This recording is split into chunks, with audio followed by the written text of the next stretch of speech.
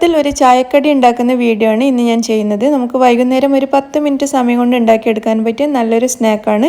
അപ്പോൾ എങ്ങനെയാണ് ഇത് ഉണ്ടാക്കുന്നതെന്ന് നോക്കാം. നിങ്ങൾ കണ്ണൂർ കിച്ചൺ ഇനിയും സബ്സ്ക്രൈബ് ചെയ്തിട്ടില്ലെങ്കിൽ ഈ ചുവന്ന ബട്ടൺ ഒന്ന് പ്രസ് ചെയ്തിട്ട് സബ്സ്ക്രൈബ് ചെയ്യൂ. എന്നിട്ട് അതിൻ്റെ അടുത്ത് കാണുന്ന ഈ ബെൽ ബട്ടൺ കൂടി ഒന്ന് പ്രസ് ചെയ്യൂ.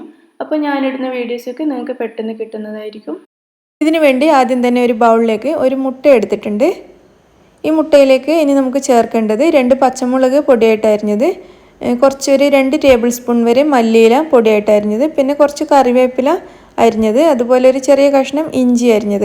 ഇത്രയാണ് എടുത്തിരിക്കുന്നത്. ഇത് മുഴുവൻ നമുക്ക് ഒരുമിച്ച് നമ്മൾ എടുത്തു വെച്ച മുട്ടയിലേക്ക് ചേർത്ത് കൊടുക്കാം.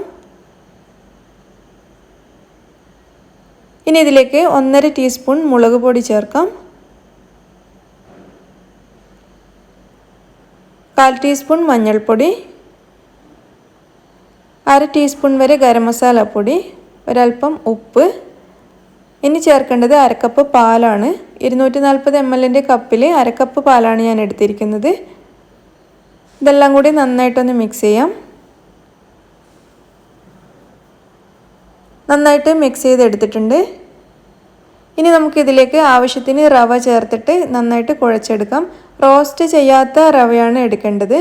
അപ്പോൾ റവ ചേർത്തിട്ട് ഇതുപോലെ കൈ വെച്ചിട്ടൊന്ന് കുഴച്ചെടുക്കാം. നമുക്ക് കയ്യിൽ വെച്ചിട്ടൊന്ന് ഉരുട്ടിയെടുക്കാൻ പാകത്തിലാകുന്നത് വരെ അത്രയും ആവശ്യത്തിനുള്ള റവ ചേർത്തിട്ട് കുഴച്ചെടുക്കുക. പിന്നെ കൂടുതൽ ഹാർഡായിട്ട്, അതായത് ഭയങ്കര കട്ടിയായിട്ട് കുഴക്കരുത്, കുറച്ചൊന്ന് ലൂസായിട്ട് ഇരിക്കുന്നതായിരിക്കും നല്ലത്. അപ്പോഴാണ് നന്നായിട്ട് പൊങ്ങി കിട്ടുള്ളൂ. അപ്പോൾ അധികം കട്ടിയില്ലാതെ എന്നാൽ നമുക്ക് കയ്യിൽ വെച്ച് ഉരുട്ടിയെടുക്കാനുള്ളൊരു പാകത്തിലുള്ള അളവിൽ റവ ഇട്ടിട്ട് നന്നായിട്ട് കുഴച്ചെടുത്ത് വെച്ചിട്ടുണ്ട്. ഇനി നമുക്ക് ഈ ബോൾസ് എങ്ങനെയാണ് ഉണ്ടാക്കുന്നതെന്ന് നോക്കാം.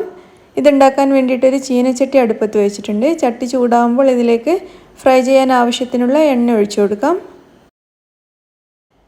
എണ്ണ ഇവിടെ നന്നായിട്ട് ചൂടായിട്ടുണ്ട്. ഇനി നമ്മൾ ഉണ്ടാക്കി വെച്ച മാവിൽ നിന്നും കുറച്ച് എടുത്ത് ചെറിയ ചെറിയ ബോൾസാക്കി കയ്യിൽ വെച്ച് ഉരുട്ടിയതിന് ശേഷം എണ്ണയിലേക്ക് ഇട്ട് കൊടുക്കാം. ഇതുപോലെ കൈവെള്ളയിൽ വെച്ച് ഒന്ന് ഉരുട്ടിയെടുത്താൽ മതി. ചെറിയ ബോൾസാക്കിയിട്ട് എടുക്കണം. വലിപ്പം കൂടിയതായാലും നമുക്കിത് വെന്ത് കിട്ടാൻ കുറച്ച് ബുദ്ധിമുട്ടായിരിക്കും.